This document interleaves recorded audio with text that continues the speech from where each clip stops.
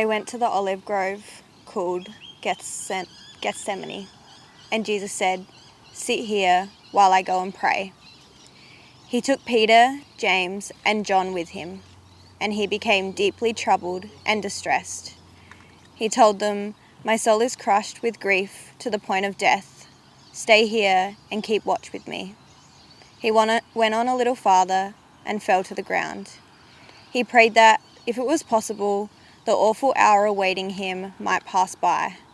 "Father," he cried out, "everything is possible for you. Please take this cup of suffering away from me, yet I want your will to be done, not mine." A little later, Judas, one of the 12 disciples, arrived with a crowd of men armed with swords and clubs.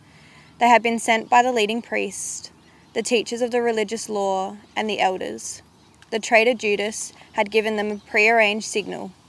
"You will know which one to arrest when I greet him with a kiss, and then you can take him away under guard."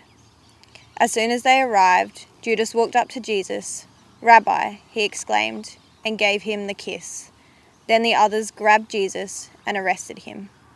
Then all his disciples deserted him and ran away. They took Jesus to the high priest's home, where the leading priests, the elders, and the teachers of the religious law had gathered. Inside, the leading priests and the entire high council were trying to find evidence against Jesus so they could put him to death. But they couldn't find any. Many false witnesses spoke against him, but they contradicted each other. Finally, some men stood up and gave this false testimony. "We heard him say, 'I will destroy this temple made with human hands, and in 3 days I will build another made without human hands.'" But even then, they didn't get their story straight. Then the high priest stood up before the others and asked Jesus, "Well, aren't you going to answer these charges? What do you have to say for yourself?" But Jesus was silent and made no reply. Then the high priest asked him, "Are you the Messiah, the Son of the Blessed One?" Jesus said, "I am, and you will see the Son of Man seated in the place of power at God's right hand and coming on the clouds of heaven." Then the high priest tore his clothing to show his horror and said, "Why do we need other witnesses? You have all heard this blasphemy. What is your verdict?" "Guilty," they all cried. "He deserves to die."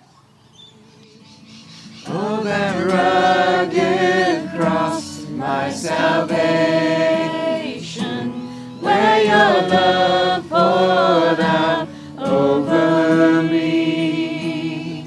Now my soul cries out, hallelujah, praise and honor unto thee.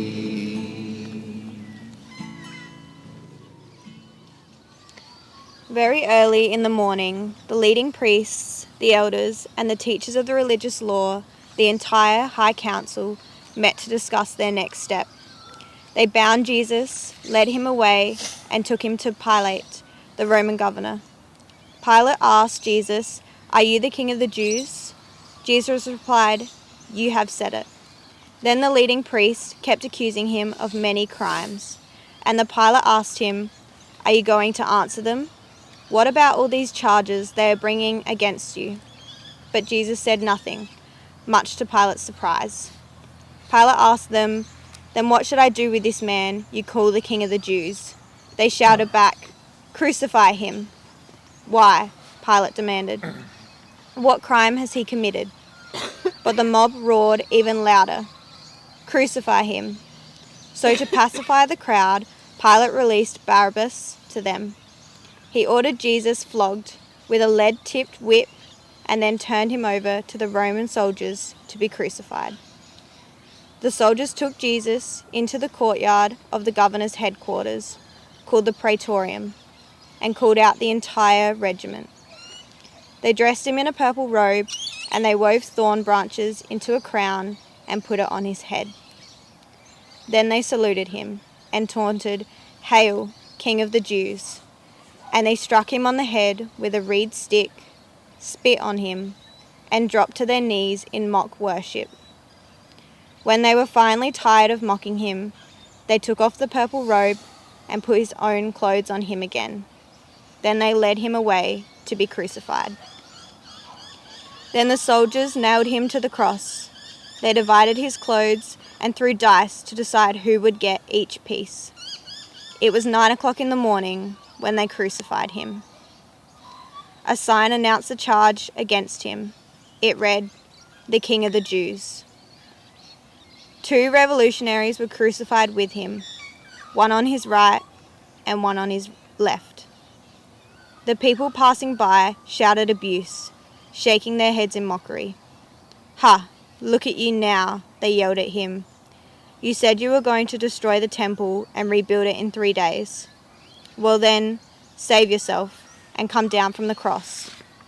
The leading priests and the teachers of religious law also mocked Jesus. "He saved others," they scoffed, "but he can't save himself.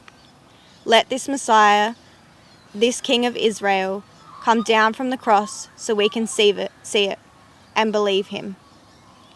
Even the men who were crucified with Jesus ridiculed him. At noon, darkness fell across the whole land until 3 o'clock. Then at 3 o'clock, Jesus called out with a loud voice, my God, why have you abandoned me?" Jesus uttered another loud cry and breathed his last. And the curtain in the sanctuary of the temple was torn in two, from top to bottom.